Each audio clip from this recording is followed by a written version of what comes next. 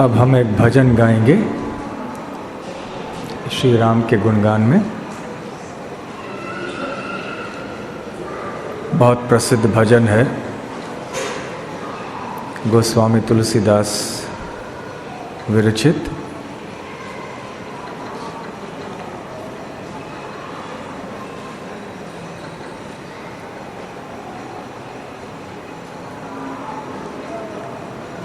श्री रामचंद्र कृपालु भजो मन, हरण भव भय दारुणम्।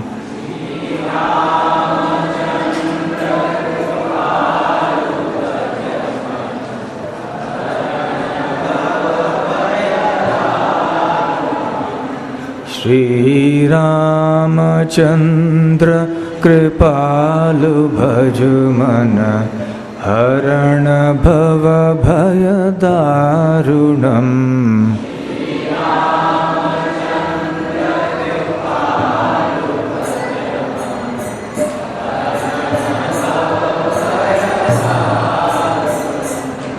नव कंज लोचन कंज मुख कर, कंज पद कंजारुणम्।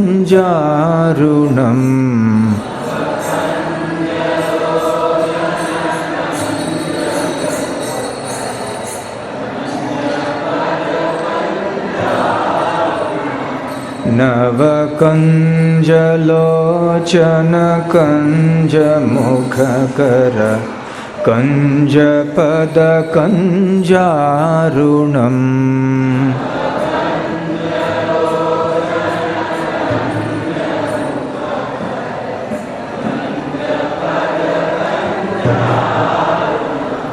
कंदर्प अगणित अमित छवि नव, नील नीरद सुंदरम्।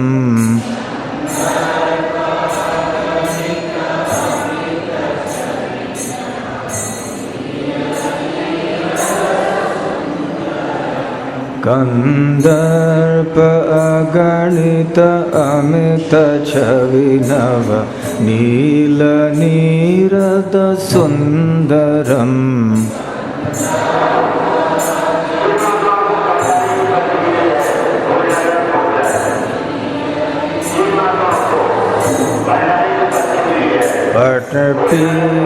पटपीतमानहु तड़ित रुचि शुचि, नौमि जनक सुतावरम्।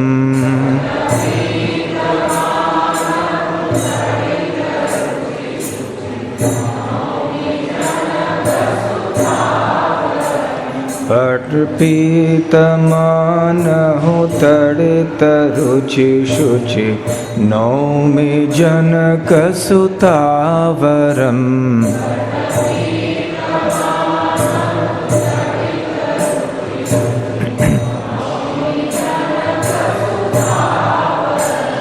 श्री राम जय राम,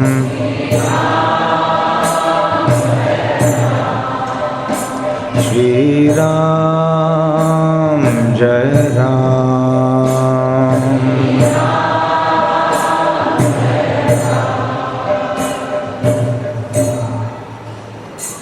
भज दीन बंधु दिनेश दानव, दैत्य वंश निकंदनम्।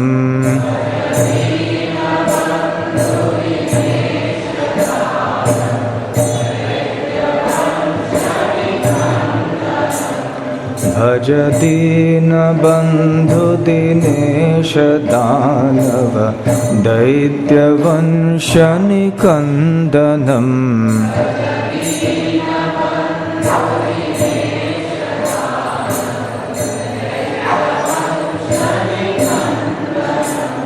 रघुनंद आनंद कंद कौशल, चंद दशरथ चंदनम्।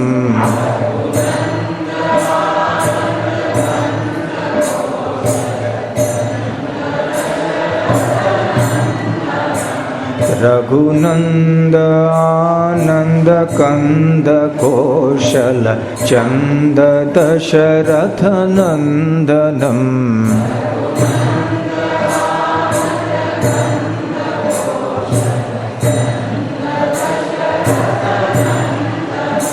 श्री राम जय राम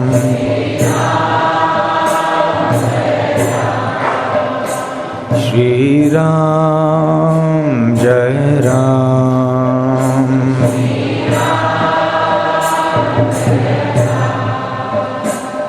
सिर मुकुट कुंडल तिलक चारु दारु अंग विभूषणम्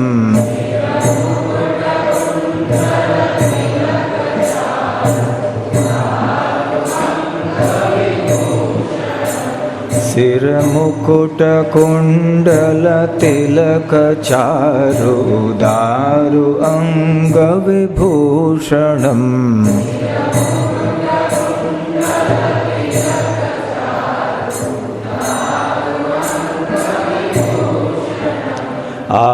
आजानुभुज शर चापधर संग्राम जित खर दूषणम्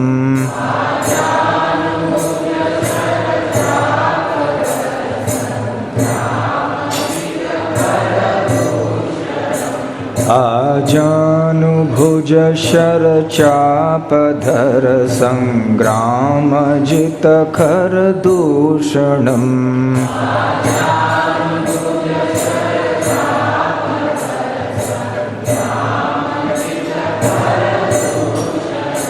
श्री राम जय राम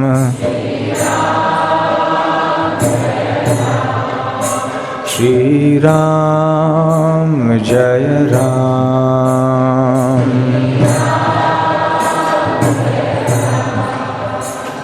इति वदति तुलसीदास शंकर शेषमुनि मनरंजनम्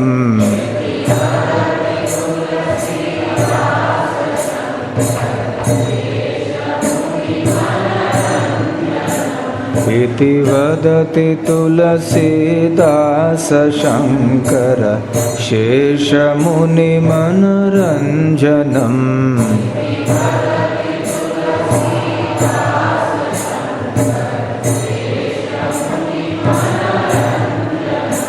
मम हृदय कंज निवास कुरु कामादिखल दल गंजनम्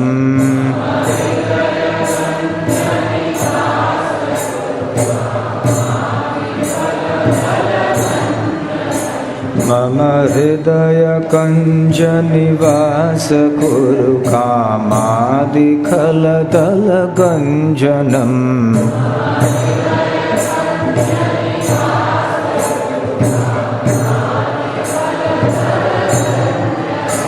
श्री राम जय राम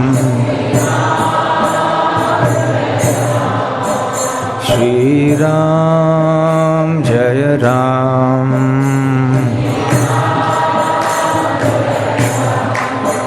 श्री राम जय राम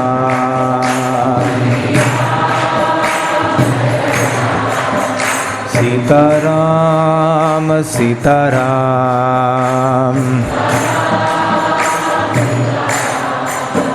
सीताराम सीताराम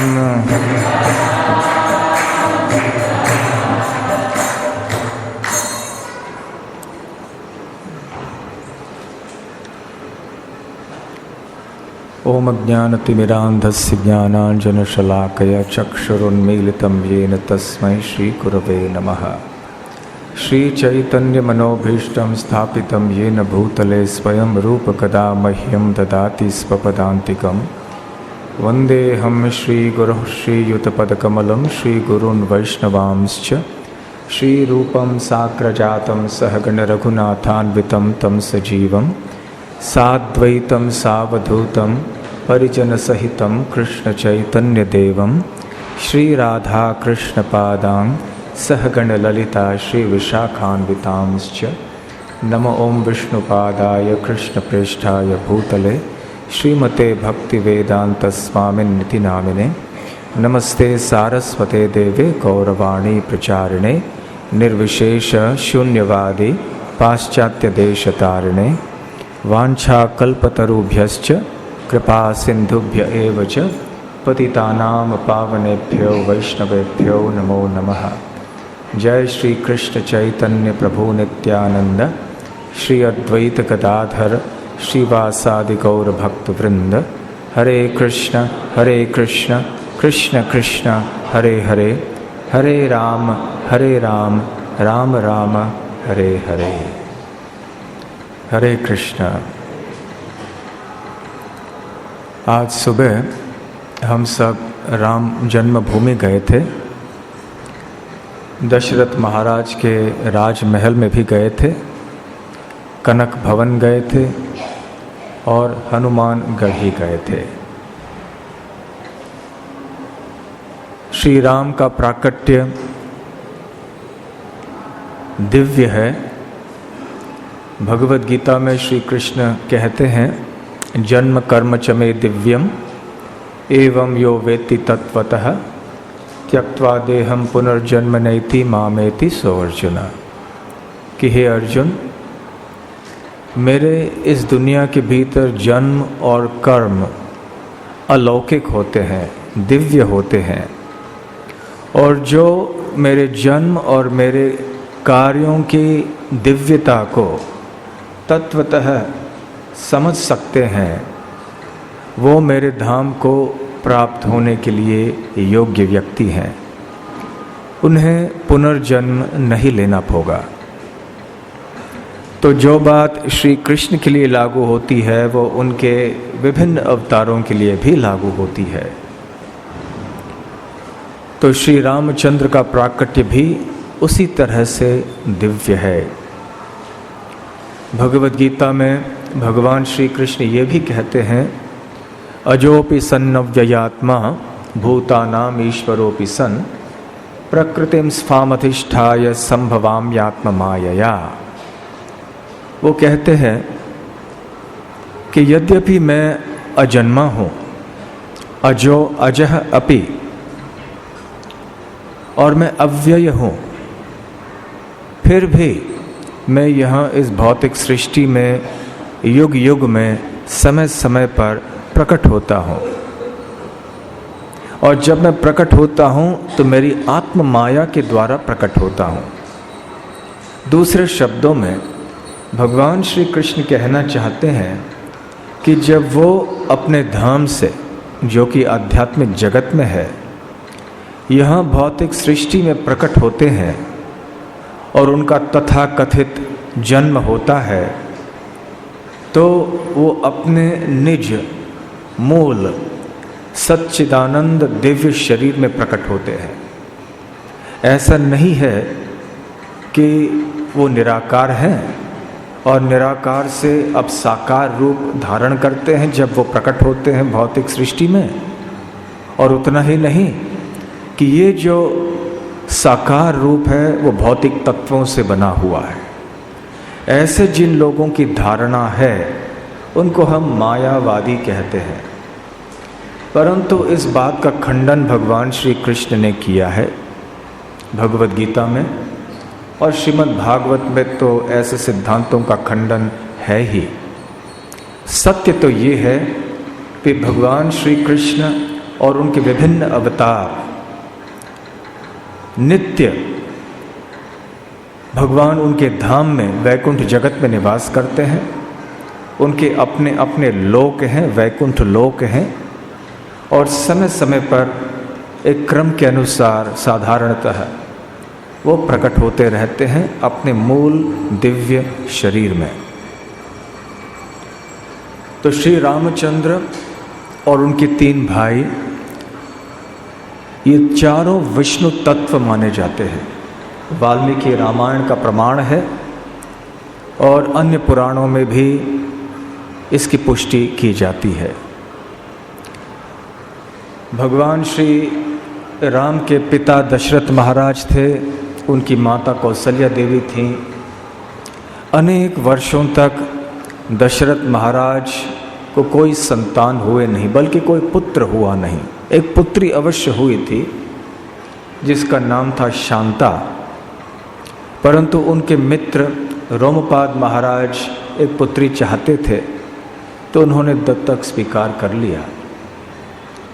तो कल शाम को हमने छोटी सी नाटिका देखी, जिसमें कि हम ये देख रहे थे कि शांता का विवाह अंततः किस प्रकार से ऋष्य श्रृंग नाम के एक जवान ऋषि के साथ हुआ।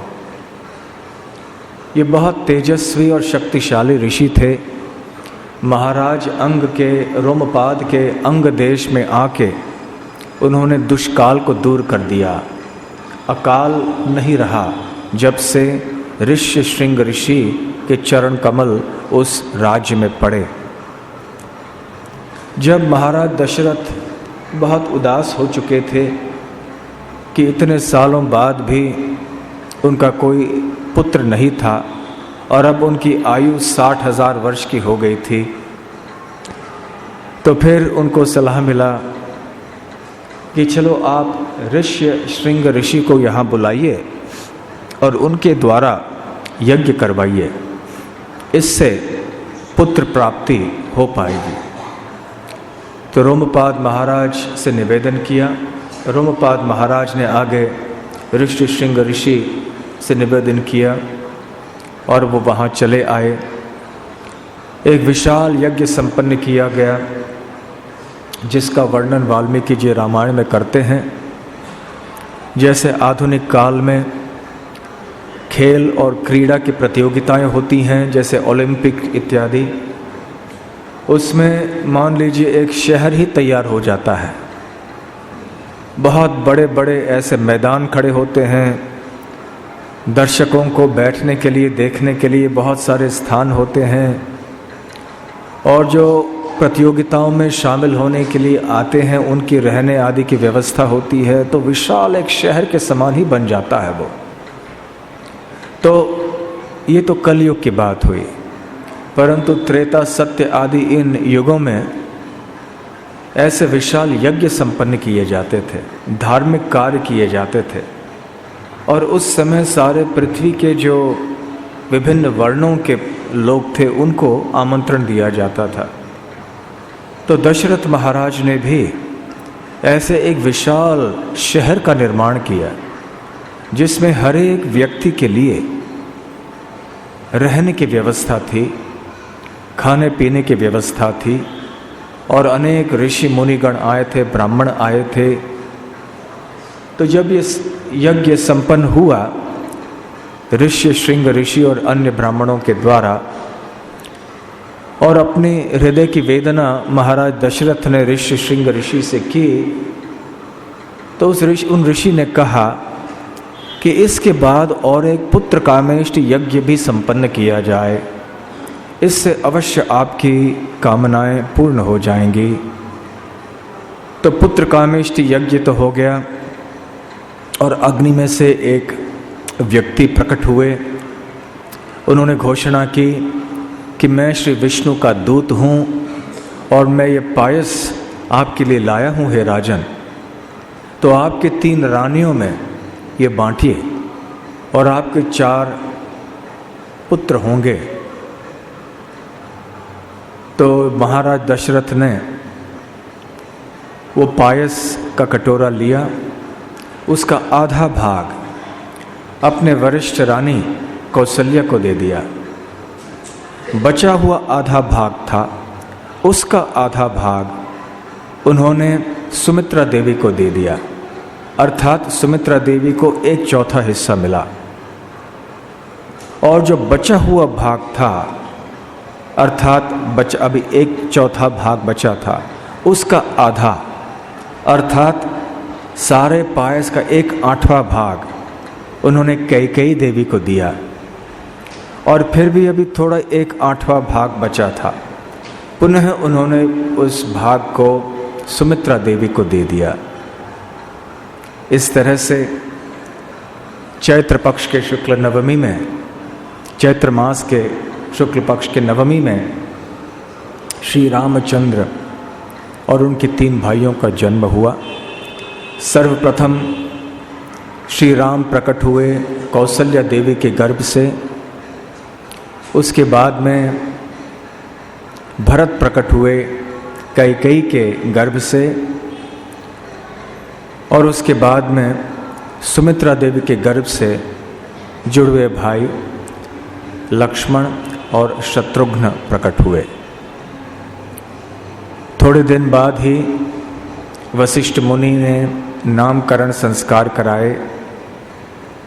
दशरथ महाराज और अयोध्या के सारे निवासी बहुत प्रसन्न हुए इन 4 पुत्रों को देखकर, और विशेष रूप से सबका ध्यान श्री रामचंद्र के ऊपर जाया करता था। इतने योग्य, इतने सौम्य, इतने सुशील, इतने दक्ष, ऐसे कोई भी सद्गुण नहीं थे जो श्री रामचंद्र में नहीं पाए जाते थे। यद्यपि इन 4 राजकुमारों में समस्त सद्गुण दिखाई पड़ रहे थे, परंतु श्री राम के अंदर ये सारे सद्गुण अद्भुत मात्रा में और अद्भुत तरीके से दिखाई पड़ते थे। वो शीघ्र ही सभी के लोकप्रिय बन गए, और दशरथ महाराज के स्नेहपूर्ण आँखों के सामने 4 बच्चे बड़े होते गए, और कैसे समय बीता उन्हें कुछ पता नहीं चला। जब वो बस बालक ही थे, लड़के ही थे, अभी तक पूरी तरह से परिपक्व हुए भी नहीं थे, कि राजा विश्वामित्र आए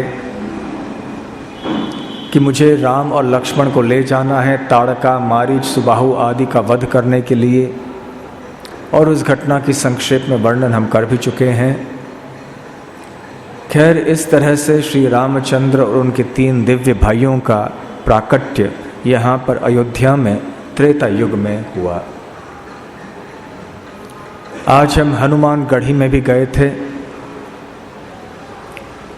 हनुमानगढ़ी में जो मंदिर है या जो मूर्ति है श्री हनुमान जी की, ऐसे बताया जाता है कि वो रामकालीन है, अर्थात त्रेता युग में जब श्री रामचंद्र थे उस समय से ये मूर्ति चली आ रही है। कई साल पहले राजा विक्रमादित्य ने पुनः इस मंदिर का निर्माण किया। फिर मंदिर में कुछ हानि पहुंची, और यहाँ एक नवाब यहाँ राज कर रहे थे इस प्रांत में। उस समय एक तपस्वी, एक बाबा जो राम भक्त थे, वो यहाँ आके रहा करते थे। तो एक बार वो नवाब को ऐसी बीमारी हो गई कि कोई भी उनके जो कविराज आदि हैं वो इलाज नहीं कर पाए। तो जब ये बाबा जी को बुलाया गया, अभय रामदास, तो उन्होंने श्री हनुमान जी को अर्पण करके कुछ उनको कोई औषध दिया, और वो नवाब शीघ्र ही ठीक हो गए। तो इतने कृतज्ञ हुए वो नवाब कि उन्होंने यहाँ हनुमान जी के लिए एक बड़ा मंदिर बनवाया। तो हनुमान जी की सेवा उन्होंने भी कर दी, हालांकि वो मुसलमान थे। तो संक्षेप में हनुमानगढ़ी का इतिहास ये है। कल हम भरत कुंड आदि जाके आए, नंदीग्राम में जाके आए। नंदीग्राम की चर्चा तो हम कल कर रहे थे, परंतु गुप्ता ग्राम की चर्चा हम नहीं कर पाए थे। बहुत जल्दी हम वहाँ होकर आए थे, परंतु आज वहाँ की चर्चा थोड़ी बहुत कर लेते हैं। वैसे देखा जाए तो वो एक महत्वपूर्ण स्थान इसलिए है कि वहाँ से श्री राम का तिरोभाव हुआ था। यद्यपि भक्तों को भगवान के तिरोभाव के बारे में सुनना अच्छा नहीं लगता, फिर भी ये तो भगवान की लीला है और इसलिए हमें जान लेना चाहिए। इससे हमें पता चलता है कि श्री राम स्वयं भगवान हैं, और जैसे उन्होंने भगवद गीता और अन्य शास्त्रों में घोषणा की है कि उनका आविर्भाव और उनका तिरोभाव दोनों ही दिव्य होते हैं। श्री राम के राज्याभिषेक के बाद 11,000 वर्षों तक उन्होंने राज किया। जब राज किया तो उस दौरान लगभग 100 अश्वमेध यज्ञ उन्होंने संपन्न किए। उनके राज्य में जितने पहाड़ थे, नदियाँ थीं, वन थे, जंगल थे, समुद्र थे, ज़मीन था, वो सब अपने अपने उत्पादन प्रचुर मात्रा में दिया करते थे। पहाड़ों में तरह तरह के धातु आदि प्राप्त होते थे। नदियों में से भी बहुत महत्वपूर्ण ऐसे धातु आदि मूल्यवान चीज़ें मिलती थीं। समुद्र में से हीरे आदि मिलते थे और ज़मीन भी बहुत उपजाऊ हुआ करता था। बहुत कम प्रयास से ही अपने आप हरी भरी खेत लग जाती थी। किसी को भी किसी वस्तु की कमी नहीं थी। यहाँ पर सारे प्राणी पूरी तरह से संतुष्ट थे, मन से, शरीर से, और सभी लोग बहुत प्रेम करते थे श्री राम से। और वास्तव में ऐसा ही वैकुंठ है, जहाँ एक लोकप्रिय राजा हो जो धर्मपरायण हो और जिसके राज्य में सब कुछ वैदिक धर्म के अनुसार चल रहा है और सारी प्रजा संतुष्ट है और राजा से प्रेम करती है, तो उस समय पृथ्वी साक्षात वैकुंठ ही बन जाता है। तो श्री राम तो स्वयं भगवान थे और ये अयोध्या भी कोई साधारण भौतिक स्थान या राजधानी तो था नहीं। जब भगवान श्री कृष्ण या उनके अवतार जैसे श्री राम हैं, वो उनके धाम से यहाँ प्रकट होते हैं तो अकेले नहीं आते हैं, वो उनके धाम को भी साथ में लेकर आते हैं। तो ये अयोध्या धाम को साकेत कहते हैं। तो श्री राम साकेत या अयोध्या को लेकर आए हैं। हमारे आचार्यों ने समझाया है कि वैकुंठ जगत में बहुत सारे लोक हैं जिनको वैकुंठ लोक कहते हैं। इनमें भगवान श्री कृष्ण के विस्तार चतुर्भुज नारायण वहाँ निवास करते हैं अपने भक्तों के साथ में, और इनके विविध नाम हैं जैसे त्रिविक्रम, वामन, जनार्दन, श्रीधर, उपेंद्र इत्यादि। यहाँ पे ऐश्वर्य भाव में भगवान नारायण की सेवा, पूजा, भक्ति होती है।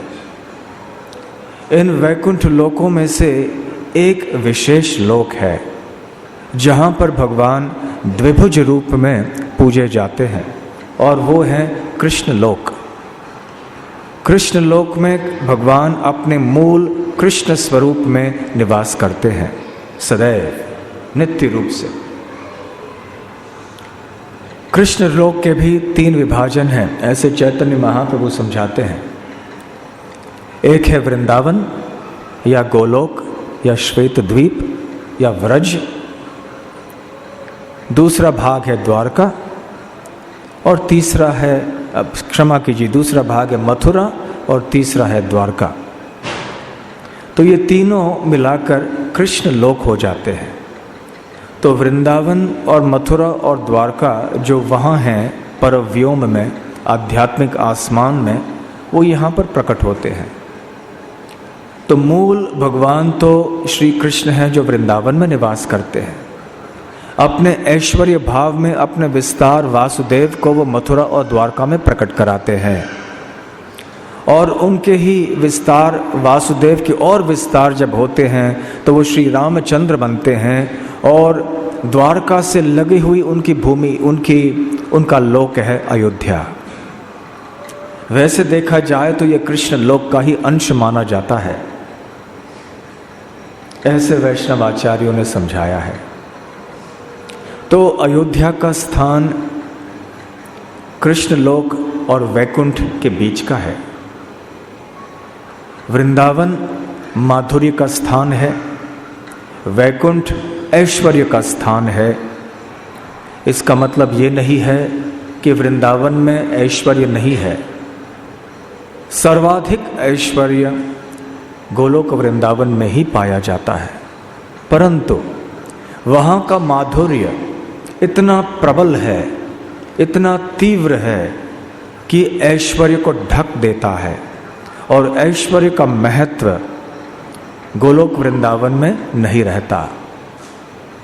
इसलिए वृंदावन माधुर्य प्रधान है और वैकुंठ ऐश्वर्य प्रधान है। तो मथुरा में वृंदावन से थोड़ी कम मात्रा में मधुरता है, काफ़ी कम मात्रा में, क्योंकि वहाँ पे भी लोग श्री कृष्ण को भगवान के रूप में जानते हैं। मथुरा और द्वारका में एक जैसी परिस्थिति है।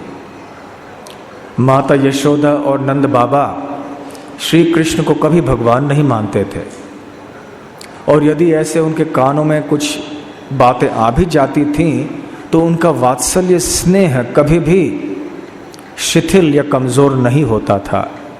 परंतु वसुदेव और देवकी ने जब सुना और देखा कि श्री कृष्ण के अद्भुत कार्य हैं, ये तो स्वयं भगवान हैं, तो उनका वात्सल्य स्नेह थोड़ा कमज़ोर हो गया। तो दूसरे शब्दों में वहाँ का जो माधुर्य है वो थोड़ा कम हुआ और ऐश्वर्य ज़्यादा प्रकट होने लगा माधुर्य की तुलना में। और आगे चल के अयोध्या जब पहुँचते हैं तो माधुर्य और थोड़ा कम होता है और ऐश्वर्य का प्राकट्य अधिक होता है। तो यह है अयोध्या का स्थान। और आगे चल के हम वैकुंठ में जाते हैं तो वैकुंठ में प्राधान्य ऐश्वर्य का है, मिठास भी है, परंतु वो ऐश्वर्य से ढक दिया जाता है। तो खैर वही अयोध्या धाम अब यहाँ पे प्रकट हो चुका था। तो यहाँ श्री राम के राज्य में सारी प्रजा बहुत संतुष्ट थी। यहाँ किसी को कोई शोक नहीं था, किसी के परिवार के सदस्य समय के पहले नहीं मरते थे, दूसरे शब्दों में अकाल मृत्यु नहीं होती थी। एक बार जब ऐसी घटना हुई, एक ब्राह्मण आए थे तो उसके बारे में बहुत बड़ी चीज़ हो गई, इसका वर्णन आज नहीं करेंगे, परंतु साधारणतः अकाल मृत्यु नहीं होती थी। वहाँ पर विधवाएं ही नहीं हुआ करती थीं, सभी लोग बड़े प्रसन्न रहा करते थे। और यहाँ तक कि जो जानवर हैं, आपस में जिन जानवरों की स्वाभाविक दुश्मनी हुआ करती थी, वो भी आपस में या परस्पर बड़े प्रेम से रहा करते थे। सारे अयोध्या के निवासी धर्मपरायण थे, अपने आप में सभी संतुष्ट थे और श्री रामचंद्र को अपने प्रभु और आराध्य देव ही मानते थे। राम के बिना उनका जीवन नहीं चल सकता था, परंतु प्रत्येक दिन उनको राम का दर्शन करना अनिवार्य था। ऐसे वर्णन भी आता है और श्रील प्रभुपाद जी इसका उल्लेख भी करते हैं कि ऐसे एक ब्राह्मण अयोध्या में रहा करते थे जो प्रतिदिन श्री राम का दर्शन किए बिना भोजन ग्रहण नहीं करते थे। और कभी कभी ऐसे हुआ करता था कि श्री राम किसी काम से अयोध्या के बाहर अपने राज्य के अन्य भागों में जाया करते थे। राजा को वैसे भ्रमण करना पड़ता है और कई बार श्री राम को अनेक दिन लग जाते थे। तो इस ब्राह्मण ने व्रत लिया था कि जब तक मैं श्री राम का दर्शन नहीं करूंगा प्रतिदिन, तब तक मैं भोजन नहीं ग्रहण करूंगा। तो जब श्री रामचंद्र कई दिनों के लिए चले जाते थे तो ये बेचारे ब्राह्मण उपवास करते थे। कई दिनों के बाद, काफ़ी समय के बाद श्री राम के कानों पर तक ये खबर पहुंची कि ऐसे ब्राह्मण हैं। उनको बहुत बुरा लगा कि मेरी वजह से इस बेचारे ब्राह्मण को ऐसे उपवास करना पड़ता है। तो उन्होंने ब्राह्मण को बुलवाया और उनको अपनी ही मूर्ति प्रदान की, जो वैसे इक्ष्वाकु राजाओं की परंपरा में चलते आया था। राम तो उनके वंशज हैं, फिर भी ये मूर्ति उनके पूर्वज पूजा करते थे, क्योंकि श्री राम तो अभी भगवान बने नहीं ना, वो तो हमेशा भगवान है। भगवान कभी भगवान बनते नहीं। पहले भी वो भगवान थे, अब भी हैं और आगे हमेशा रहेंगे। तो पूर्वज, वंशज, ये सब एक लीला की बात है। ये तो केवल इस संसार में भगवान ऐसे किसी अपने आप को वंश से जोड़ देते हैं। रामचंद्र भगवान ने सूर्य वंश से अपने आप को जोड़ लिया, श्री कृष्ण भगवान ने चंद्र वंश या सोम वंश से अपने आप को जोड़ लिया। परंतु श्री कृष्ण और श्री राम का स्थान तो अपना ही निराला है अपने धाम में। वैसे देखा जाए तो उनको इन दोनों वंशों से कोई संबंध नहीं है, केवल उनकी लीला है। इसलिए जब हम कहते हैं कि श्री राम के पूर्वज राम की मूर्ति की उपासना करते थे, तो इसमें कोई आश्चर्य की बात नहीं है, कोई भ्रमित होने की बात नहीं है। तो वही मूर्ति फिर श्री राम ने उस ब्राह्मण को प्रदान कर दी। आप सुन पा रहे हैं? पीछे सुन रहे हैं आप? ठीक है, नहीं सुन रहे हैं? तो फिर वो ब्राह्मण बहुत प्रसन्न हुए और उस मूर्ति की पूजा वो अच्छी तरह से करते रहे और अब उनको उपवास करने की आवश्यकता नहीं पड़ी। तो श्री राम भी बहुत प्रसन्न हो गए। ऐसे समय बीतता गया, बहुत साल बीत गए, 11,000 साल बीत गए। अब श्री राम के तिरुभाव का समय निकट आया था।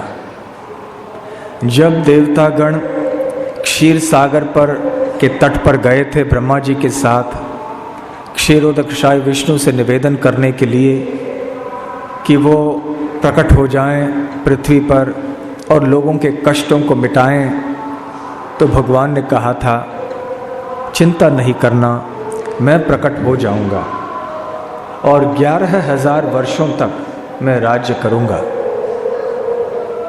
तो भगवान ने ऐसे कहा था। तो अब ब्रह्मा जी को याद रहा कि श्री रामचंद्र के यहाँ रहने की अवधि अब समाप्त हो चुकी है। जिस उद्देश्य के लिए श्री रामचंद्र यहाँ पर आए थे वो उद्देश्य पूर्ण हो चुका था। तो एक बार जब श्री राम अपने दरबार में विराजमान थे तो एक व्यक्ति आए और उन्होंने घोषणा की राजमहल के द्वार पर कि राजा से कहना कि मैं स्वयं सृष्टिकर्ता ब्रह्मा जी के पास से आया हूँ, मैं उनका दूत हूँ। स्वयं लक्ष्मण जी से उन्होंने ऐसी घोषणा की। और ये व्यक्ति कौन थे? ये व्यक्ति मूर्तिमान काल थे, समय, काल शक्ति, एक ऋषि या ब्राह्मण का रूप स्वीकार करके यहाँ पर आए थे। तो लक्ष्मण ने जाकर अंदर श्री राम को खबर दी कि ब्रह्मा जी के कोई दूत आए हैं और वो आपसे तुरंत मिलना चाहते हैं। तो श्री राम ने कहा कि अवश्य उनको बुलाना अंदर।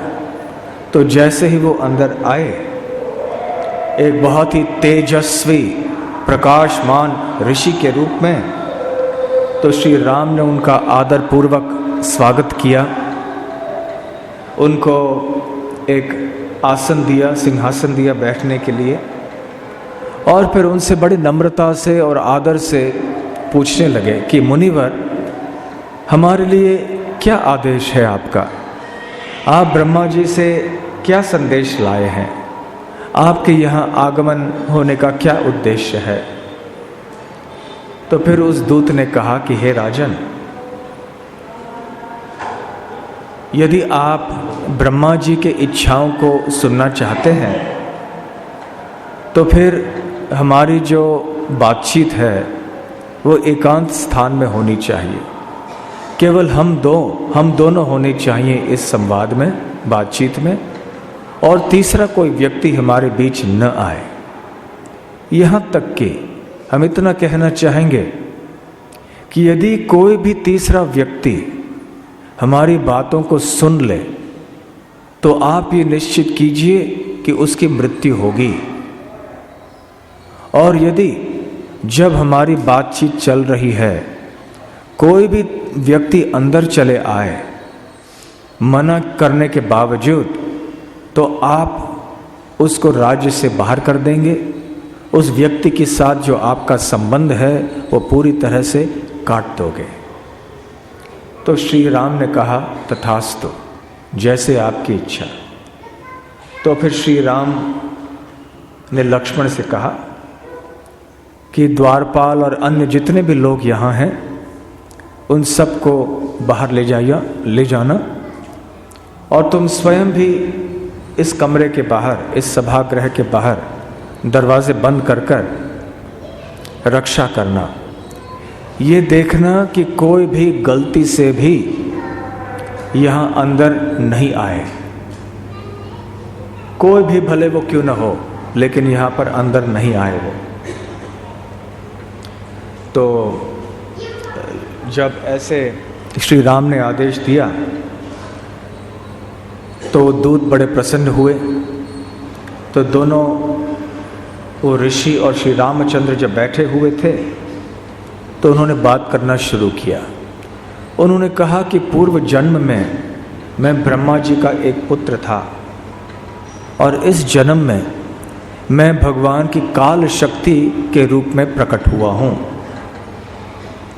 हे राजन, जो परम पिता ब्रह्मा जी हैं वो आपके लिए कोई संदेश भेजे हैं और मैं उनके शब्दों को दोहराना चाहता हूँ।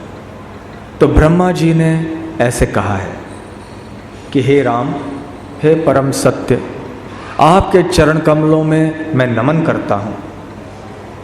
जब सृष्टि का संहार आप करते हैं उसके बाद प्रलय जल में आप गर्भोदकशाय विष्णु के रूप में शयन करते हैं, और जब सृष्टि का पुनः सृजन करने का समय आता है और आपको आवश्यकता लगती है तो आप फिर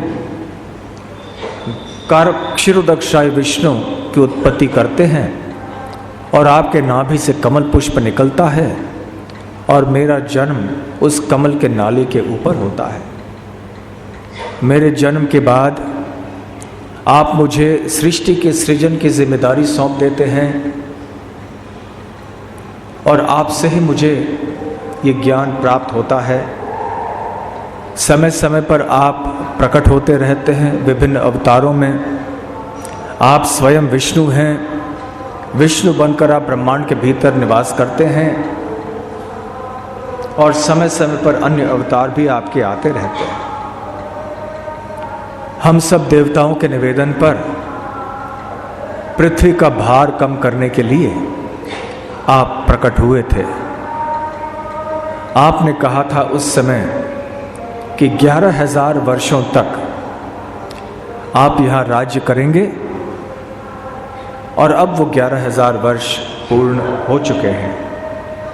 इसलिए आपको यहाँ अब इस भौतिक सृष्टि में रहने की आवश्यकता नहीं है प्रभु। इसलिए यदि आप चाहें तो आप पुनः ऊपरी लोकों में आ सकते हैं।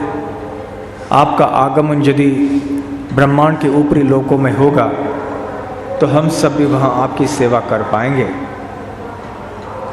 आप तो हमारे शक्ति और अस्तित्व के उद्गम हैं, हमारे स्रोत हैं। इसलिए आपके चरण कमलों में मैं पुनः दंडवत प्रणाम करता हूँ।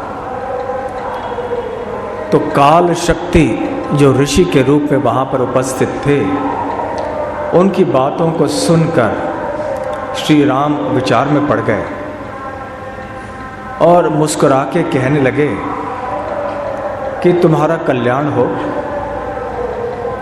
अब जाओ ब्रह्मा जी से कहना कि क्योंकि मैंने देवताओं के इच्छाओं की पूर्ति की है तो शीघ्र ही मैं स्वधाम लौट जाऊंगा, पृथ्वी लोक को त्याग दूंगा, मेरी लीलाओं को यहाँ मैं समाप्त कर दूंगा। अब हुआ ये कि जब श्री राम और लक्ष्मण आपस में बातचीत कर रहे थे तो उस समय वहाँ पर अचानक एक अतिथि आए और दैव से वो अतिथि कौन थे? दुर्वासा मुनि। अब दुर्वासा मुनि के बारे में आपने सुना ही है, उनका क्रोध बड़ा प्रसिद्ध है।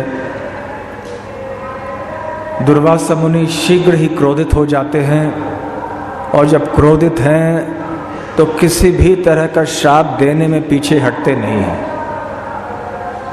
और जब श्राप दे देते हैं तो कोई भयंकर ऐसे श्राप दे देते हैं। तो दुर्वासा मुनि आए और वहाँ लक्ष्मण खड़े थे। तो उन्होंने कहा, मैं ज़रूरी काम से यहाँ आया हूँ, मैं श्री राम से इसी क्षण मिलना चाहता हूँ।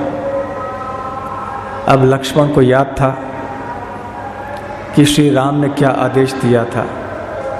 तो लक्ष्मण ने दुर्वासा मुनि से कहा कि मुनिवर, थोड़े समय के लिए आप यहाँ प्रतीक्षा कीजिए, क्योंकि अभी एक अतिथि के संग जो स्वयं काल शक्ति हैं, श्री राम बातचीत कर रहे हैं।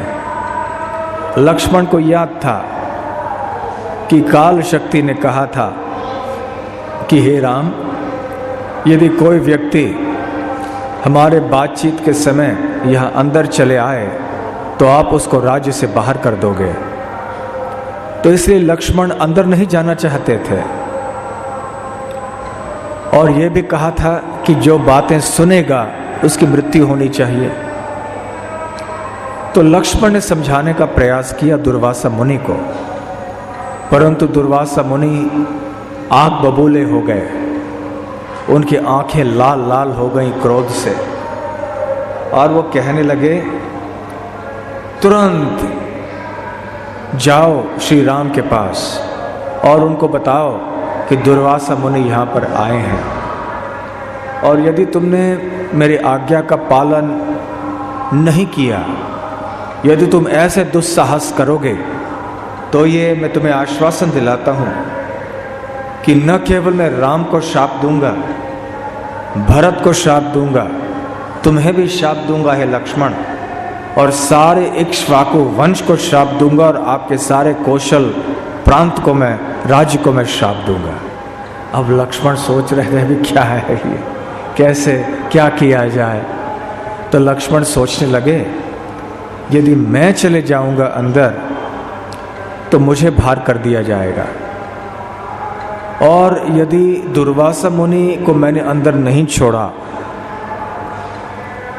तो दुर्वासा मुनि शाप देंगे, तो राम के ऊपर शाप होगा, मेरे ऊपर ही नहीं, भरत के ऊपर भी, और सारे कौशल राज्य के ऊपर, इक्ष्वाकु वंश के ऊपर। इसलिए से बेहतर यही है कि मैं दुर्वासा मुनि को अंदर छोड़ दूं, क्योंकि नुकसान कम होगा। फिर लक्ष्मण उस कमरे के अंदर गए और श्री राम को उन्होंने खबर दी कि दुर्वासा मुनि आपको तुरंत इसी क्षण मिलना चाहते हैं। दुर्वासा मुनि का नाम सुनने पर काल शक्ति, जो एक ऋषि के रूप में आए थे, वो उठ पड़े और निकले वहाँ से, उस कमरे से चले गए। उन्होंने अपना काम कर दिया था। ब्रह्मा जी का संदेश उनको श्री राम तक पहुँचाना था, वो उन्होंने पहुँचा दिया। और अब दुर्वासा मुनि से मिले श्री राम। दुर्वासा मुनि से पूछा कि मुनिवर, आपका दर्शन करने से हमारा जीवन धन्य हो गया, तो बताइए हम आपकी क्या सेवा कर सकते हैं।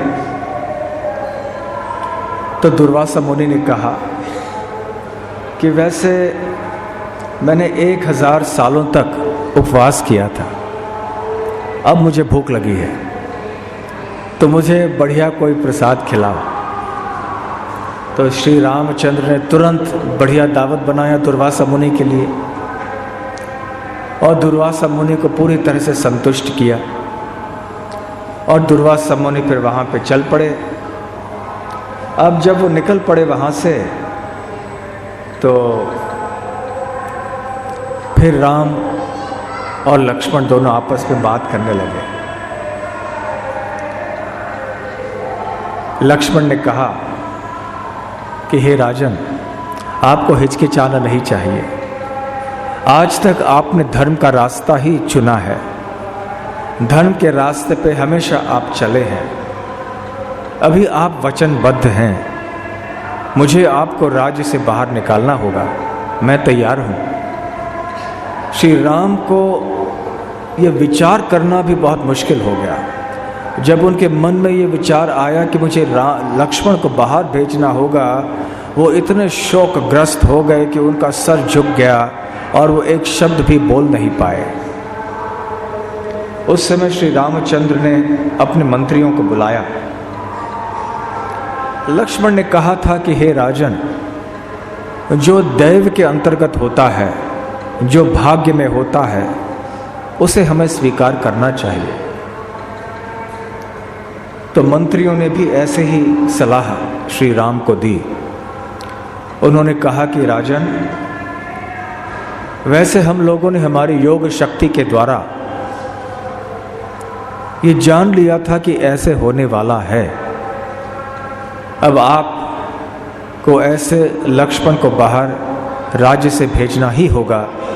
हालांकि ये बहुत दर्ददायक है आपके लिए, हमारे लिए और सारे अयोध्या वासियों के लिए, परंतु आप जो सदैव धर्म के पथ पर चले हुए हैं, आप कैसे इस समय धर्म को त्याग सकते हो? इसलिए आपको तुरंत ये निर्णय लेना होगा, शीघ्रातिशीघ्र ये घोषणा कीजिए, अन्यथा आपके धर्म के ऊपर कलंक लगेगा। सो श्री राम ने बड़े गहराई में विचार किया इस प्रस्ताव के ऊपर और फिर उन्होंने खुली सभा में घोषणा की कि मैंने ये निर्णय लिया है कि श्री राम अब इस राज्य के, श्री लक्ष्मण अब इस राज्य के बाहर चले जाएंगे। वो आज से बहिष्कृत किए जाते हैं इस राज्य से। तो सारे मंत्रियों ने और वहाँ जो एकत्रित ब्राह्मण आदि थे, उन्होंने श्री राम के निर्णय की भूरी भूरी प्रशंसा की। और उसके बाद श्री लक्ष्मण राजमहल को छोड़कर सरयू नदी के तट पे गए और अपने आप के ध्यान में बैठे रहे। और उस समय इंद्रदेव वहाँ पर स्वयं आए, अपने दिव्य एक रथ के ऊपर सवार होकर, और उन्होंने लक्ष्मण जी को निवेदन किया रथ में आरूढ़ होने के लिए। लक्ष्मण जी अपने ही आध्यात्मिक देह में उस रथ में चढ़ पड़े और रथ आसमान की ओर निकल पड़ा। और इस तरह से लक्ष्मण जी का तिरुभाव हुआ। लक्ष्मण जी के तिरुभाव के बाद श्री राम ने सोचा कि मेरे लिए भी समय अब हो गया है, मुझे भी ये तिरुभाव लीला करनी होगी, परंतु इसके पहले मुझे भरत को राजगद्दी पर बिठाना चाहिए। परंतु भरत ने मना कर दिया। भरत ने कहा कि नहीं राम, मैं आपके साथ ही वन में जाऊंगा। यदि आपने निश्चय किया है कि आप वन में जाओगे, तो मैं भी आपके पीछे और आपके साथ में ही वन में आऊँगा। जब श्री राम ने ऐसे सुना तो उन्होंने अपने 2 पुत्रों को बुलाया और लव को अपने राज्य का एक भाग प्रदान किया और कुश को दूसरा भाग। और फिर श्री राम ने निर्णय लिया कि अब मैं वन में प्रस्थान करूंगा। सारे अयोध्या वासियों ने जब सुन ली ये खबर तो उनको बहुत दुख हुआ। यद्यपि उनके पहले वनवास जाने के बाद अब 11,000 वर्ष बीत चुके थे, फिर भी प्रजा का स्नेह श्री राम के प्रति इतना तीव्र था कि अब भी कोई श्री राम को छोड़ना नहीं चाहता था।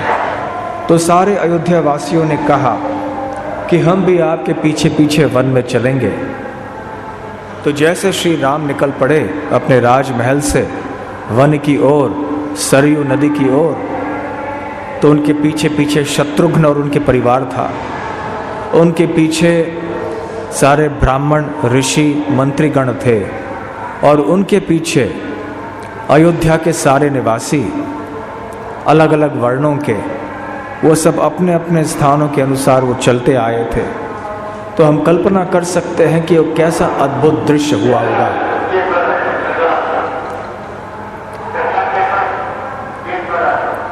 अनगिनत ऐसे अयोध्यावासी श्री राम का पीछा कर रहे थे और जैसे जैसे श्री राम आगे चल रहे थे पीछे की ओर मुड़ के नहीं देख रहे थे।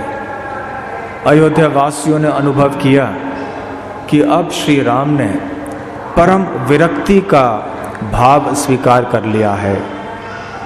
जिस तरह से भगवान श्री कृष्ण ने भी अपने लीला की समाप्ति पर उस वृक्ष के नीचे जाके बैठा और परम विरक्ति को प्राकट्य किया, ठीक इसी प्रकार श्री राम चलते गए, पीछे भी नहीं देख रहे थे कि मानो उनको कोई परवाह नहीं है कि मेरे प्रिय अयोध्या वासियों के साथ क्या होगा। और वो चल पड़े और चलते चलते उनके साथ में उनकी शक्तियाँ भी आ रही थीं। श्री शक्ति, भूमि शक्ति और अन्य अनगिनत उनकी शक्तियाँ भी उनके साथ साथ चल रही थीं, यथा ओंकार, गायत्री, वेद इत्यादि। जब श्री राम सरयू नदी के तट पर पहुँचे तो वहाँ पर रुके और उस समय ब्रह्मा जी और अन्य देवतागण अपने अपने वाहनों में आसमान से होते हुए आए और ऐसे लगा कि आसमान में एक दिव्य ज्योति आ गई, क्योंकि इतने सारे देवतागण अपने अपने वाहनों के साथ वहाँ पर आए हुए थे। गंधर्व और अप्सरागण भी वहाँ पे आके आसमान में ही गीत गा रहे थे, नृत्य कर रहे थे। तो फिर श्री राम ने सरयू नदी में प्रवेश करना शुरू कर दिया। प्रवेश करते करते ऊपर से श्री राम के चरणों में ब्रह्मा जी और अन्य देवतागण श्री राम की स्तुति कर रहे थे, प्रार्थना कर रहे थे, वंदना आदि कर रहे थे। हे प्रभु, अभी आपके धरातल के ऊपर की जो लीलाएं हैं वो समाप्त कर रहे हैं और आपके दिव्य धाम में लौटने की तैयारी कर रहे हैं। आप ही स्वयं सनातन श्री विष्णु हैं। आप ही विभिन्न अवतारों में यहाँ भौतिक जगत में प्रकट होते हैं और आप ही हैं जो समस्त सृष्टि के उद्गम हैं, पालन हैं और संहार भी हैं। बड़े कृपा करके आप यहाँ पर इस पृथ्वी पर प्रकट हुए हैं, पृथ्वी का बोझ हल्का करने के लिए। इसलिए बारंबार आपके चरण कमलों में हम सब कोटि कोटि प्रणाम अर्पण करते हैं। इस तरह से श्री राम ने पूरी तरह से सरयू नदी में प्रवेश किया और उनका तिरोभाव हो गया।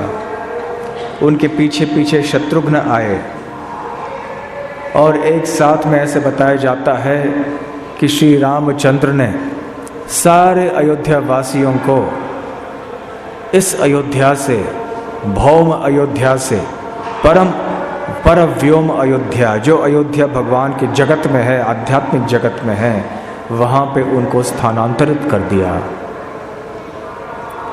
जिस तरह से द्वापर में भी श्री कृष्ण ने अपने प्रिय ब्रजवासियों को गोलोक वृंदावन भेज दिया, तो श्री रामचंद्र ने भी अपने प्रिय अयोध्यावासी भक्तों को उनके धाम में वापस भेज दिया, जहाँ की श्री राम नित्य रूप से निवास करते हैं। इस तरह से वाल्मीकि जी अपने रामायण के 7वें कांड अर्थात उत्तरकांड की समाप्ति करते हैं और फलश्रुति कहते हैं कि जो व्यक्ति इस कथा को बड़े भक्ति भाव से सुनेगा उसका जीवन धन्य हो जाएगा। उसके हृदय में भगवान श्री राम के प्रति प्रेम उत्पन्न होगा उसके सारे जीवन में अशुभ और पाप चीज़ें खत्म हो जाएंगी। और ऐसे वरदान दे के फलश्रुति कह के फिर व्यासदेव जी अपनी रामायण कथा को विराम करते हैं। जो जिस स्थान में ये लीला हुई वो है गुप्तार घाट। बहुत सुंदर स्थान है, आपको याद होगा। दुर्भाग्यवश हम लोग वहाँ स्नान नहीं कर पाए क्योंकि समय नहीं था। फिर भी आज शाम को हम स्नान कर पाएंगे सरयू नदी में, जब 4 बजे हम यहाँ से निकलेंगे। बहुत सुंदर स्थान है। तो सरयू नदी में स्नान करते करते हम सरयू नदी के प्रणाम करेंगे और श्री रामचंद्र का स्मरण करते हुए, उनकी भक्ति की याचना करते हुए हम भी स्नान करेंगे और वापस आएंगे।